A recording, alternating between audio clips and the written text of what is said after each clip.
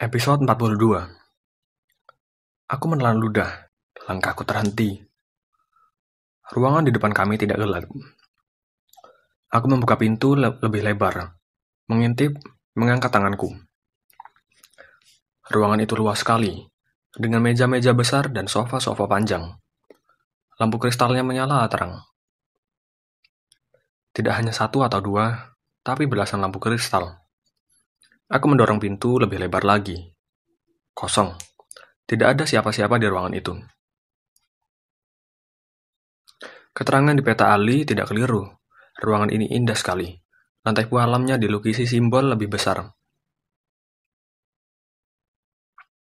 Langit-langitnya dari potongan kaca kecil warna-warni. Ruangan ini utuh. Tidak ada satupun buku yang jatuh ke lantai. Tetap berbaris rapi di lemari tinggi yang menyentuh langit-langit.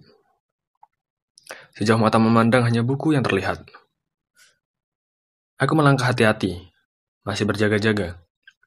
Maju perlahan, memeriksa semua kemungkinan. Tapi ruangan itu memang kosong. Tidak ada siapa-siapa. Sally dan Ali menyusul setelah aku memberi kode. Mereka berdua juga terpesona menatap ruangan. Kami belum pernah menyaksikan ruangan perpustakaan senyaman dan seindah ini. Seperti berada di rumah sendiri. Dengan koleksi buku, tidak akan habis dibaca sepanjang umur. Perapiannya, Sally berbisik, menunjuk ke depan. Aku bergegas melangkah ke arah yang ditunjuk Sally.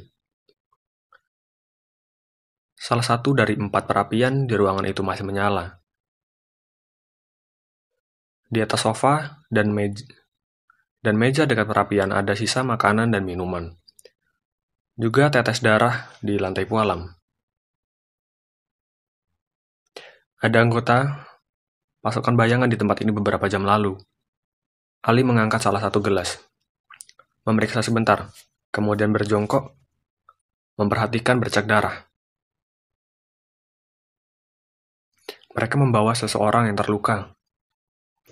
Ali mendongak kepadaku. Kami bertiga saling tatap. Entah kenapa aku jadi tegang. Miss Helena. Ali mengangguk.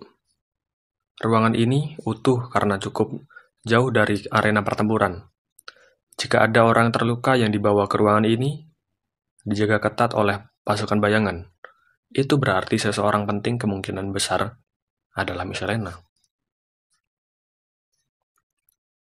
Mereka memindahkan Miss Helena kemana? Aku mendesak, tidak sabaran. Ali mengangkat peta di tangan, memeriksa. Kita sudah dekat, dekat sekali. Jika Miss Helena tidak dibawa keluar dari gedung perpustakaan ini, mereka kemungkinan besar hanya dibawa ke ruangan berikutnya, agar menjauh dari pertempuran. Ali menatapku. Dia dipindahkan ke ruangan bagian koleksi novel. Ke arah mana? Nafasku menderu kencang, memastikan. Pintu lorongnya ada di dekat perapian ujung ruangan ini. Belum habis kalimat Ali, aku sudah bergerak cepat menuju pintu itu. 15 meter, aku tiba di pintu bulat dengan daun pintu berwarna elok keemasan. Sebentar, Ali berseru menahanku. Ali dan Sally segera menyusulku. Kita harus menyusun rencana. Ali memegang tanganku yang hendak mendorong daun pintu. Kamu tidak bisa masuk ke ruangan itu begitu saja. Kenapa tidak? Aku menjawab ketus. Jika benar Miss Helena ditahan di sana, berarti ruangan itu sekaligus tempat komando pasukan bayangan. Af dan Tok sudah menjelaskan hal itu. Tamus memindahkan markasnya ke gedung perpustakaan ini, agar dia bisa segera menggunakan benda-benda dari bagian terlarang. Aku mendengus. Aku tidak peduli. Ali benar, kita harus menyusun rencana. Sally mengangguk kepada aku. Dengarkan aku, Lorong menuju ruangan itu hanya lurus, tanpa pintu. Jadi kamu hanya bisa melintasi dengan mudah. Tapi yang sulit adalah bagian koleksi novel, ruangan besar yang didesain paling canggih. paling futuristik. Ali membacakan perlahan penjelasan di sobekan majalah yang dia bawa. Seluruh lemari ditanam di dalam dinding. Semua jendela dan sofa bisa tenggelam di dalam lantai pualam. Pengunjung bisa mengaktifkannya dengan menyentuh tombol, maka lemari, meja, dan sofa akan muncul. Jika pengunjung ingin merasakan sensasi desain desain canggih ini, jangan sungkan meminta petugas kami menghilangkan seluruh lemari, meja, dan sofa. Maka kita seolah berada di ruangan kosong lompong. Hanya lantai pualam, dinding putih, dan langit-langit sejauh mata memandang. Padahal di sana setidaknya ada 100.000 koleksi buku novel terbaik seluruh negeri. Ali mengangkat wajahnya dari sobekan majalah. Itu berarti, sekali kita masuk ke dalam ruangan itu, jika pasukan bayangan menghilangkan lemari, meja, dan sofanya, maka kita persis masuk ke arena pertempuran luas. Tidak ada tempat berlindung. Sama persis seperti aula sekolah. Sekali kita membuka pintu ruangannya, kita segera ketahuan. Dan seluruh isi ruangan bisa melihat kita. Aku menelan ludah. Lantas apa yang akan kita lakukan? Tanya Sally. Ra bisa menghilang dengan menangkupkan telapak tangannya di wajah. Dia akan masuk ke ruangan dengan cara itu. Kita menunggu di sini, berjaga-jaga. Apapun yang kamu temukan, kamu harus segera kembali memberitahu kami. Kita akan mendiskusikan langkah berikutnya. Jangan mengambil tindakan gegabah. Aku mengangguk. Rencana Ali masuk akal. Apapun yang kamu lihat, Ra, jangan mengambil tindakan sendiri. Kembali ke sini, karena mungkin mereka menyiapkan jebakan buat kita. Sekali lagi Ali mengingatkanku. Aku mendengarnya, Ali. Aku berseru pelan. Hati-hati, Ra. Sally memegang lenganku, menyemangati. Aku mengangguk, membuka pintu bulat di depan kami, dan masuk ke lorong berikutnya. Menarik napas panjang, aku lantas bergerak ke ujung lorong yang jaraknya hanya 10 meter, dan tiba di sana dengan cepat. Napasku menderu semakin kencang. Aku menyeka peluh di leher, menatap pintu bulat. Ini ruangan keempat yang akan kuperiksa. Semenyebalkan apapun Ali, perhitungan dia tidak pernah keliru. Di balik pintu ini pasti ada sesuatu. Apakah itu ratusan anggota pasukan bayangan, Panglima Barat, atau bahkan Tamus? Miss Helena pasti berada di antara mereka. Ditahan dalam kondisi terluka dan mengenaskan. Aku mengangkat telapak tangan ke wajah. Tubuhku segera menghilang. Saatnya aku masuk. Perlahan aku dorong pintu dengan siku. Syukurlah, setidaknya semua pintu di gedung ini tidak ada yang menderit karena engselnya karatan. Pintu terbuka pelan. Tidak ada berkas cahaya yang keluar seperti ruangan sebelumnya. Aku mendorong pintu lebih lebar, mengintip dari sela jari.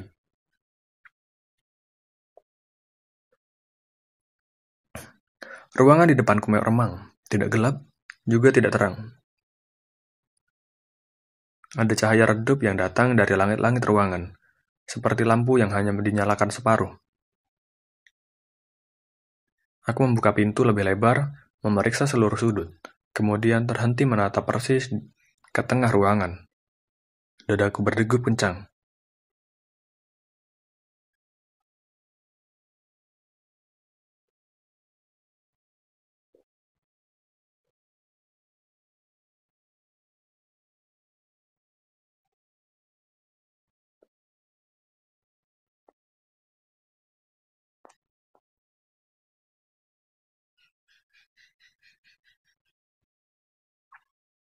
Ada seorang terbaring di sana, dengan tubuh dililit jaring perak.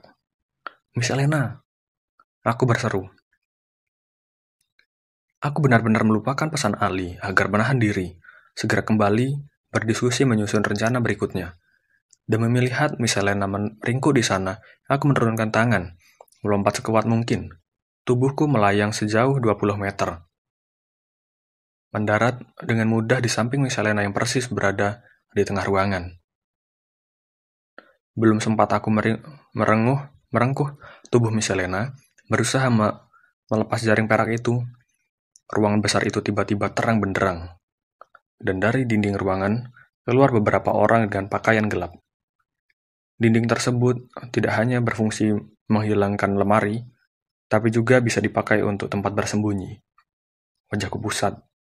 Separuh karena terkejut, separuh lagi karena gentar. 5 orang melangkah mendekatiku. Mereka mengenakan seragam sama persis dengan Tok. Hanya simbol-simbol di pakaian gelap mereka yang berbeda satu sama lain. Aku sempurna telah dikepung oleh 5 orang panglima pasukan bayangan. Selamat datang. Salah satu dari mereka menyapaku. Kami sudah menunggumu dengan sabar. Perhitungan Tamus tidak pernah keliru. Aku beranjak berdiri, melangkah mundur. Tanganku terangkat. Tidak ada sosok Tamus di antara mereka. Kamu tidak akan pernah melawan kami, bukan? Yang satunya bertanya, terus mendekat. Aku mengatupkan rahang. Jangan coba-coba mendekatiku, seruku. Jangan anggap remeh dia, Stat. Salah satu dari mereka ikut mengangkat tangan, siap menyerang. Ini semua keliru. Aku mengeluh. Seharusnya aku mendengarkan Ali. Tidak akan mungkin kami semudah ini menemukan Miss Helena. Tidak ada yang menghalangi di lorong. Tidak ada pasukan bayangan di mana-mana. Mereka, bagaimanapun caranya, aku tahu kami pasti akan datang. Dan mereka memilih menunggu. Aku tidak diperintahkan menyakitimu. Jangan salah paham. Orang yang pertama Stat berhenti, membuat 4 orang yang lain ikut berhenti. Jarak mereka dariku hanya 2 meter. Aku justru diperintahkan untuk menyambutmu dengan baik. Stat mencoba tersenyum, meski senyumannya terlihat buruk. Namaku Stat. Aku Panglima Barat. Aku yang bertanggung jawab di gedung ini selama Tamus belum kembali. Hei, kalian, harusnya menurunkan tangan kalian. Orang itu menoleh ke rekan-rekannya. Aku tahu anak ini spesial, punya kekuatan hebat, tapi kita tidak akan mengeroyoknya. 4 rekannya saling tatap, berhitung. 2 orang menurunkan tangan, yang lain tetap berjaga-jaga.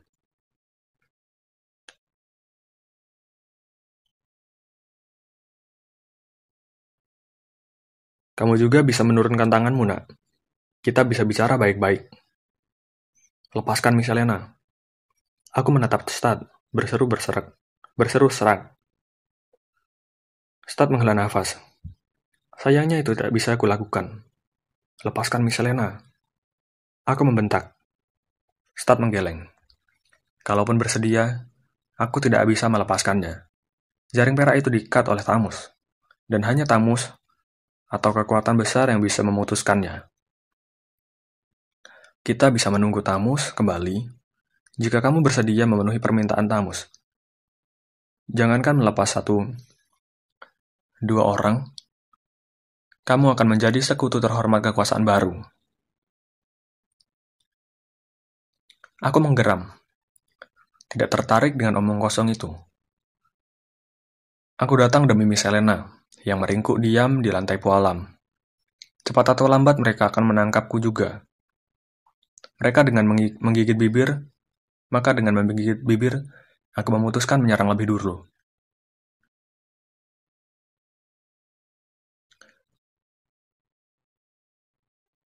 Sarung tanganku langsung berubah hitam pekat. Dalam radius 20 meter, cahaya segera menghilang. Aku loncat, memukul orang paling dekat denganku. Angin kencang mengalir di tinjuku. Terdengar suara berdentum. Orang itu langsung terpelanting jauh. Awas! Salah satu dari mereka berseru. Aku bilang juga apa, Stat? Jangan pernah remehkan anak ini. Dia memakai sarung tangan bulan. Mundur ke tempat terang. Dentuman berikutnya kembali terdengar. Aku sudah lompat ke kanan, memukul yang lain. Orang yang kuserang sempat menunduk. Pukulanku menghantam dinding, membuat retak. Pertarungan segera meletus di ruangan gelap gulita itu. 5 lawan 1. Aku diuntungkan karena bisa melihat dalam gelap, tapi 5 panglima pasukan bayangan bukan nama omong kosong. Orang-orang yang terpenting ini telah berdiri, menyeka wajahnya, menggeram marah.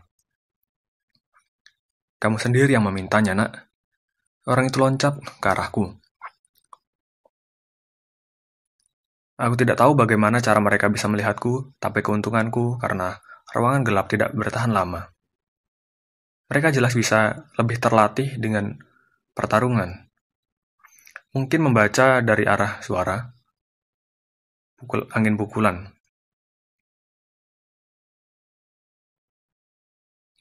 Tinju Stat mengarah ke arahku. Aku membuat tameng, meniru gerakan Miselena sewaktu di aula. Tameng itu terbentuk, menyerap pukulan Panglima Barat. Aku melompat ke samping kiri, membalas memukul, tapi mengenai tubuhnya. Tapi, terdengar suara gelombang air pecah. Plop. Dia menghilang. Dan sebelum aku sempat menyadarinya, Stat sudah muncul di atasku, menghantamkan tangannya. Aku tidak sempat membuat tameng. Tidak sempat menghindar. Aku tidak pernah berlatih berkelahi. Tidak ada yang mengajariku trik bela diri. Maka, dengan berteriak parau, aku justru panik memukulkan tinjuku melayani pukulan Stat. Itu gerakan yang brilian, tanpa ku sadari. Tinju kami beradu, posisi kakiku kokoh, kuda-kudaku juga mantap. Sedangkan Stat melayang. Maka saat dua tenaga bertemu, berdentum. Stat terlontar jauh, menghantam langit-langit, lantas jatuh ke lantai pualam. Aku tidak sempat memastikan apakah Stat bisa bangkit atau tidak, karena 4 panglima lain sudah menyerangku. Susul-menyusul dalam kegelapan. Aku segera lompat menjauh, bergerak cepat berlari di dinding. Pukulan cepat berdentum susul-menyusul mengenai dinding, membuat lubang besar. Ruangan kembali terang beberapa detik kemudian. Aku mengeluh. Kekuatan menyerap cahaya itu tidak bertahan lama seperti yang kuinginkan. Belum genap keluhanku, Stat berdiri kembali. Tubuhnya kotor oleh debu. Stat menatapku marah. Pukulanmu kencang, tapi itu tidak cukup untuk menghabisi kami. Kamu perlu berlatih lebih banyak. Saatnya kamu belajar bagaimana petarung terbaik lawan bulan bertempur. Stat meloncat, tubuhnya menghilang. Disusul 4 lainnya. 5 pukulan itu menghilang. 5 panglima itu menghilang, kemudian muncul satu persatu di sekitarku. Aku menangkis 2 serangan, merunduk menghindari serangan ketiga dan keempat, tapi tinju Stat menghantam tubuhku, membuatku terpelanting jauh ke pintu ruangan. Dengan buah Stat menghujamkan tinjunya ke badanku yang masih melayang. Aku berseru jeri, tidak sempat melakukan apapun. Star. Selarik petir yang dengan cahaya terang menyambar dari lorong di belakang. Tubuh Stat terbanting jauh, dipanggang oleh gemerutuk listrik. Sally sudah masuk ke dalam berteriak. Tangan Sally terangkat lagi. Petir berikutnya kembali menyambar ke tengah ruangan. Sekali lagi menyelimuti tubuh Stat yang masih meringkuk di lantai pualam. Sally tersengal, melampiaskan seluruh tenaganya. Itu petir yang besar. 4 panglima lain terdiam menatap apa yang terjadi. Ali segera menahan tubuhku yang terjatuh. Kami terjatuh di lantai di pualam. Sally melangkah mundur ke posisiku. Kamu baik-baik saja, Ra? Aku menyeka ujung bibir yang berdarah. Aku baik-baik saja, Sel. Setidaknya semangatku baik-baik saja. Aku beranjak berdiri. Kami bertiga merapat satu sama lain, menatap ke depan. Salah satu panglima memeriksa kondisi Stad. Tubuh panglima barat itu seperti hangus terbakar. Mungkin hanya pakaiannya, atau boleh jadi seluruh tubuhnya. Dia tidak bergerak, mesti sudah digerak-gerakkan oleh yang lain. Kamu seharusnya segera kembali ke lorong, Ra. Ali berbisik. Bukan justru melawan mereka sendirian. Kalau kami terlambat menyusul, kamu bisa celaka. Aku mengangguk. Napasku masih menderu kencang. Apa yang akan kita lakukan sekarang? Sally berbisik, bertanya kepada Ali. Sudah terlambat untuk menyusun rencana. Kita bertarung. Ali berkata pelan. Atau tepatnya, kalian berdua yang akan bertarung. Aku mengeluh pelan. Bukan karena kalimat Ali, tapi lihatlah. Di tengah ruangan, Stad beranjak duduk. Orang-orang dengan kekuatan di dunia ini sepertinya tahan sekali terhadap serangan. Tamus berkali-kali terkena pukulan Miss Helena sewaktu di aula sekolah, tapi dia tetap segar bugar. Juga mungkin pukulan-pukulan yang mengenai tubuhnya, tapi dia tetap bernafas. Ini menarik. Stad mendesis, matanya menatap galak. Aku tidak tahu ada petarung lawan matahari di antara kalian. Tamus tidak bilang. Dan kamu mengenakan sarung tangan itu, sarung tangan matahari. Aku tidak peduli Tamus menginginkan kalian hidup-hidup. Aku akan menghabisi kalian. Stad menggeram jengkel, lalu mengacungkan tangan. Seluruh ruangan tiba-tiba terasa dingin. Butir salju turun di sekitar kami. Aku tahu apa yang dilakukan Stad. Dia memiliki kekuatan itu. Meski tidak sekuat Tamus, 4 orang panglima di sebelahnya juga melakukan hal yang sama. Mereka siap mengirim serangan mematikan seperti saat Tamus menghabisi Miss Helena. Ali melangkah mundur di belakangku dan Sally. Aku mengangkat tangan, bersiap menyambut serangan. Sarung tanganku kembali berwarna hitam pekat. Juga Sally, sarung tangannya berwarna terang kemilau. Tanpa banyak cakap lagi, Stad dan keempat panglima itu loncat menyerang kami. Tapi tiba-tiba tubuh mereka menghilang. Lalu muncul di depan kami dengan tinju terarah sempurna. Aku segera membuat tameng besar, berusaha menyerap sebanyak mungkin serangan. Dan Sally melontarkan petir ke depan. 2 serangan mereka terserap tamengku. 1 orang lagi terbanting karena sambaran petir Sally. Tapi 2 tinju berhasil menerobos pertahanan. 1 mengenai tubuhku dan 1 lagi mengenai Sally. Bunga salju berguguran di sekitar kami. Aku dan Sally terpelanting ke belakang. Tertahan dinding. Itu pukulan yang kencang. Tubuhku terasa keremuk. Dan hawa dingin menyelimuti tubuhku. Membuat badanku mati rasa. Kondisi Sally lebih parah. Dia tergeletak. Darah segar keluar dari bibirnya. Sarung tangan kami menjadi redup. Stad melangkah mendekatiku, siap mengirim pukulan mematikan. Ali berseru, takut-takut mencoba menghalangi. Mudah saja bagi Stad untuk mendorong Ali. Tubuh Ali terpental ke tengah ruangan. Ranselnya terlepas. Isinya berserakan di lantai ruang. Stad tidak berhenti walau sejenak oleh gerakan Ali. Tinggal 2 langkah. Aku tidak bisa menghindari lagi. Sally juga tidak bisa menolong. Nasibku akan sama seperti Miss Helena. Saat itulah, ketika tinju Stad terangkat mengarah kepada kepalaku, tersiur angin terasa dingin. Aku menatapnya gentar. Ruangan yang terang benderang mendadak menjadi redup. Seperti ada tabir yang menutup seluruh dinding ruangan, membuat ruangan suasana seperti malam bulan purnama. Plop. Seperti suara gelembung air yang meletus pelan. Muncul orang lain di sampingku, dan segera menepis pukulan start.